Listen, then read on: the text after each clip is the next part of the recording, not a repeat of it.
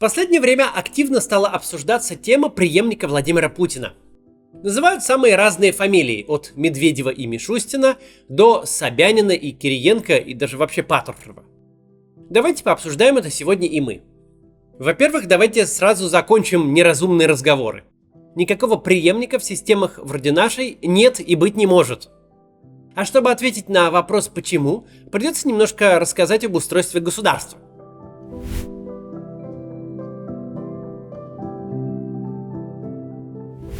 Зачем вообще нужна сменяемость власти? На этот вопрос есть много хороших ответов, и мы видим, что бывает, когда этой сменяемости нет. Главный ответ на этот вопрос вовсе не кажется очевидным, и звучит он так. Сменяемость власти – первый, главный и естественный ограничитель власти. Чтобы сменяемость власти у вас получилась, чтобы власть менялась регулярно и мирно, чтобы система продолжала работать, вам нужна процедура этой сменяемости. Вам нужны конкретные правила, по которым одни люди сменяют других у власти. При этом не важно, что это за процедура в точности. В монархиях это престолонаследие, в демократиях это выборы. Пусть это будет хоть аукцион или кулачный бой. Это не имеет значения.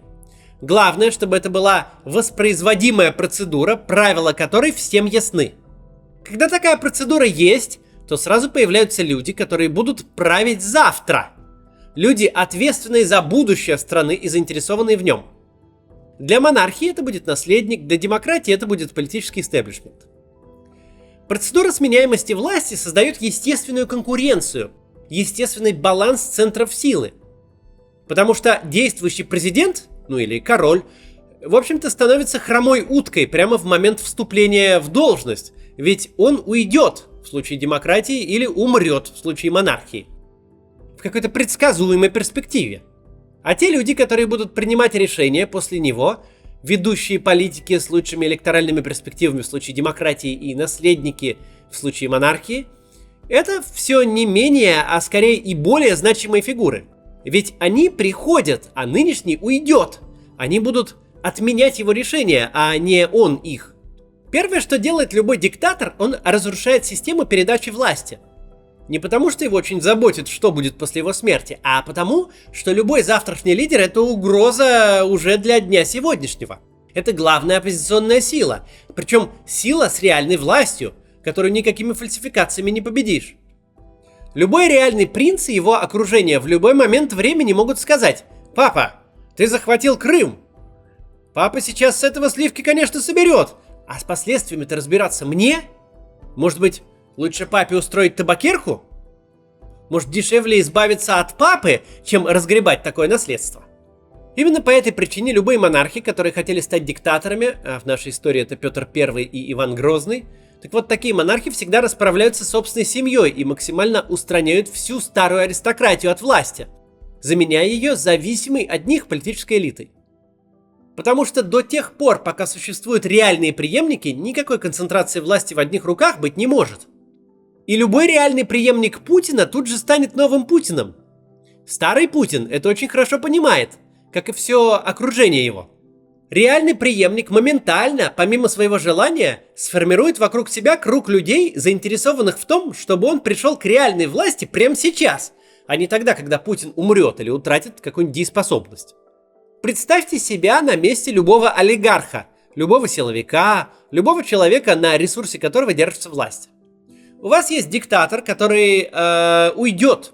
Уйдет годом раньше или позже, это не суть важно. Не бывает действующих руководителей больших государств старше 90 лет. Да и старше 80 это не очень-то. А значит, уйдет он в очень обозримой перспективе. С другой стороны, у вас есть кто-то, кто точно займет его место, преемник. И у вас есть властный ресурс, финансовый или силовой, который хочется сохранить, а вот сесть в тюрьму в рамках антикоррупционной кампании при новом режиме совершенно не хочется. Так вот, чьи решения вы будете выполнять? Кого вы будете поддерживать? Того, кто уходит, или того, кто приходит? Кажется, ответ на этот вопрос очевидным. Короче говоря, в режимах типа нашего появление любого Путина номер 2 приведет к тому, что Путин номер 1 в лучшем случае превратится в чисто номинальную фигуру, которая царствует, но не правит. А в случае более реальном, Путина номер 1 отправят на пенсию, чуть раньше или чуть позже, с тем или иным почетом более живого или менее живого. Но это уже все детали.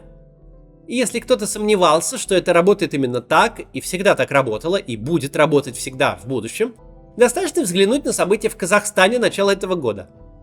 Они ясно показали, что бывают в политике правила, которые работают всегда.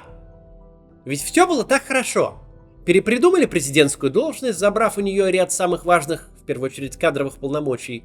Отдали их в пользу никем не избираемого Совета Безопасности, во главе которого стоит великий Елбасы, который может сидеть до тех пор, пока смерть не разлучит его с благодарным народом. Этого Елбасы, лидера нации, вписали прямо в Конституцию, чтобы уж наверняка исключить его из всякой политической борьбы. А что в итоге? В итоге Токаев занял должность номинального президента в марте 2019 а через 3 года от правления Назарбаева ничего не осталось. Полная деелбанизация с инаугурацией Токаева до конституционной реформы заняла менее 40 месяцев. Поэтому любые разговоры о преемниках Путина – это чисто умозрительные конструкции. Это фантазии вокруг нуля. Это все равно, что с другом обсуждать мечту открытия собственного бара. Вы оба знаете 1,001 причину, почему этого никогда не будет, но языками почесать об этом приятно. И важно держать при этом в голове реальный факт, что никакой бар открыт не будет, и никакой человек после Путина не будет преемником Путина. Путин сам сделал все возможное, чтобы окружить себя примерно равновесными группами интересов, которые ненавидят и боятся друг друга. Намного больше, чем хотят Путина скинуть. Вся система стоит на том, что в тот самый момент, когда хоть кто-то из них захочет извергнуть из себя преемника, их тут же сожрут остальные, пока их самих не сожрали. А их сожрут обязательно, стоит этому преемнику прийти к власти, поэтому побыстрее надо сожрать преемника. Такая вот конструкция. По этой причине мы не будем сегодня обсуждать конкретные имена, это глупость. Действительно интересная тема – это сам тренд постоянного обсуждения преемничества. До недавнего времени все было привычно. Разные эксперты со стороны, вроде Валерия Соловья, бесконечно мусолили фамилию возможных преемников, механически перечисляя 20 фамилий. А официальные спикеры российских властей такие перспективы гневно отвергали, призывая не рыскать глазами. Вряд ли была тема, на которую российские власти реагировали настолько же нервно, как на вопрос преемничества, разве что на спекуляции вокруг здоровья президента. По тем самым причинам это происходило, которые я изложил выше. Это были самые токсичные темы. Никакой Песков не отреагировал бы на идею свергнуть Путина и отдать его под трибунал. Но разговоры о неизбежном будущем неизбежно вызывали реакцию. Но спустя буквально пару месяцев с начала войны перечисление фамилий возможных преемников возникло там, где его никто не ждал, в обороте провластных телеграм-каналов. Самая табуированная тема вдруг попала в оборот тех, для кого она в наибольшей степени табуирована. Каждая сетка пропаганды жестко ассоциирована с теми или иными группами интересов. Каждая такая публикация нервирует всех остальных, потому что выглядит не как произвольная фантазия, но как план. Кажется, что все только и заняты тем, что примеряют разные фамилии к месту, на котором уже почти 23 года написано Путин. На самом деле, как ни парадоксально это будет звучать, но нынешняя ситуация с бесконечным поиском вторых номеров – это логичное продолжение той же самой риторики дискуссии, которая сводилась к идее «нет Путина, нет России». Для всего окружения Владимира Путина, для всех групп интересов не было никакой другой России, кроме России Путина. Эта Россия их полностью устраивала.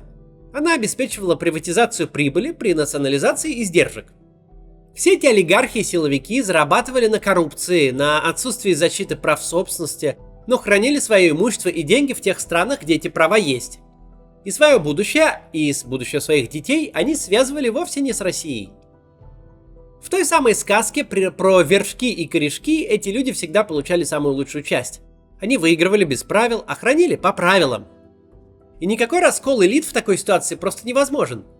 Невозможно себе представить, чтобы элиты, которые в любой системе находятся в выигрышном положении, в такой системе, где они выигрывают всегда и на всем, были чем-то недовольны. Смена дискуссии с «никого кроме Путина» на «а кто будет после Путина» — это буквальная иллюстрация смены настроений.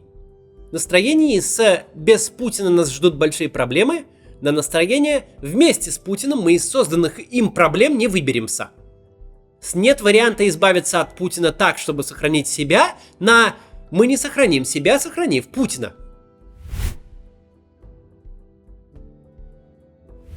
Почему-то всем кажется, что вопрос санкций и изоляции сводится к яхтам, виллам, футбольным клубам и самолетам, каким-то конкретным материальным активам.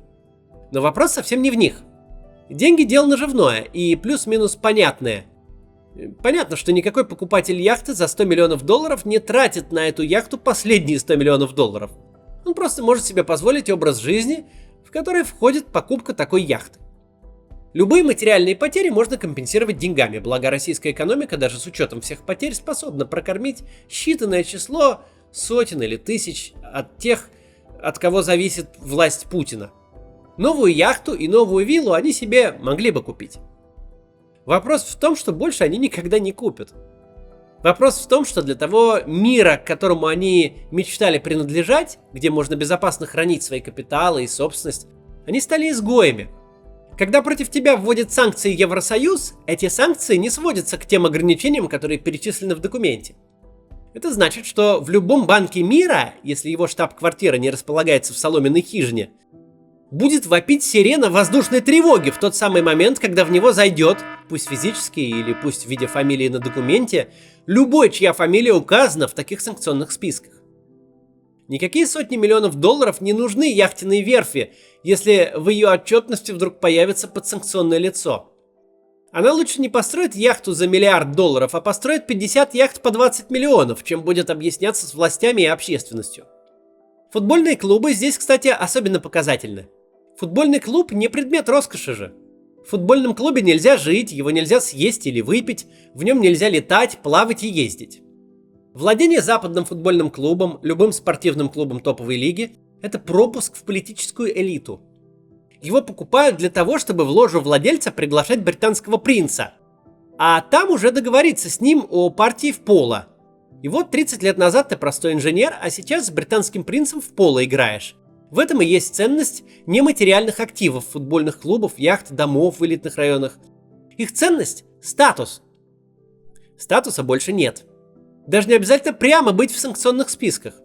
На долгие годы, и отчет этих годов даже еще не начнется, пока у власти Путин, от самого слова Russian любые западные люди, любые компании с репутацией будут шарахаться как от чумных. Раньше всем людям, которые окружают Путина, не было возможности сохранить свой статус, потеряв Путина. Теперь нет шанса свой статус вернуть, Путина не утратив. Единственный адекватный прогноз, который выходит из того, что тема преемничества стала мейнстримом, звучит так. Очень много людей, которые вложили очень много средств, времени, усилий в то, чтобы стать кем-то, вложат теперь не меньше в то, чтобы вернуться к тому, что они потеряли. Вернуться с кем угодно. Кириенко, Медведев, Патрушев, Собянин. Сгодится совершенно любая фамилия, если это не Путин, который тянет их на дно. Мы не знаем, что будет после Путина. Но мы точно знаем, что у власти не будет никакого преемника Путина. Продолжение путинского режима быть не может, потому что он завязан лишь на одну единственную жизнь. Мы точно знаем, что следующая система будет отрицать Путина, будет откатывать его, приложит все усилия для минимизации вреда. Просто потому, что без относительно фамилии придут люди, у которых есть и готовый источник реальных проблем, и готовый козел отпущения, на которого любые проблемы можно будет списать. Вообще говоря, нет ничего хуже, чем подходить к закату своего правления в ситуации, когда ты и единственная проблема, и универсальный образ, на который можно что угодно списать и действовать совершенно свободно. Можно закончить войну, вернуть спорные территории, откатить реформы вредные и принять полезные. Причем одинаково хорошо перемены эти будут восприняты и элитами, и гражданами. Ведь у тех и у других лишь одна проблема, и она сведена к одному человеку. Так что править будет после Путина сплошная благодать тому, кто будет после него. Но это уже будет совсем не путинизм. До завтра.